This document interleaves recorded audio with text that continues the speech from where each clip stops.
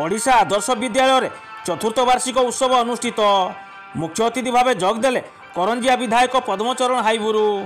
मयूरभंज जिला ठाकुरमुंडा ब्लॉक दिग्धर ग्राम रे थिबा ओडिशा आदर्श विद्यालय रे 20 तारिख सोमवार दिन चतुर्थ वार्षिक उत्सव महासमारोह पालित हो जाइछि। एही उत्सव अवसर में विद्यालयर अध्यक्ष हिमांशु सन्धि विग्रह अध्यक्षतार अनुष्ठित साधारण सभा मुख्य अतिथि भाव करंजिया विधायक पद्मचरण हाईबुरु जोगदे विद्यालयर विकासधारा एवं छात्र छात्री कृतित्व बेस सतोषजनक बोली कहवा सह इंग्राजी शिक्षा सहित ओडिया परंपरा अस्मिता को समान भाव गुरुत्व देवा परामर्श देते।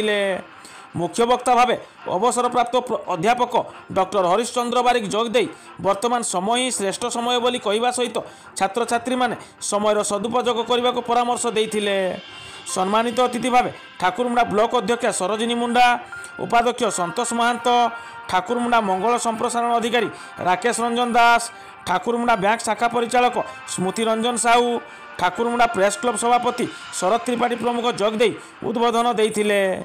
विद्यालयर सहकारी शिक्षयित्री श्रीमती दास और सहकारी शिक्षक विनीत साहू मंच परिचालना करथिबा बेले सहकारी शिक्षक आशीष पाणिग्राही धन्यवाद अर्पण करथिले। एही वार्षिक उत्सव में विद्यालय पूर्वर आयोजित होइतिबा विभिन्न प्रतियोगितार कृति छात्र छात्री को अतिथियों द्वारा मानपत्र और पुरस्कार प्रदान कराइथिला। विद्यालय आयोजित यह कार्यक्रम परिचालन में विद्यालयर सहकारी शिक्षक राकेश स्वाई समेत समस्त शिक्षक शिक्षयित्री एवं अणशिक्षक कर्मचारी भरपूर सहयोग करथिले।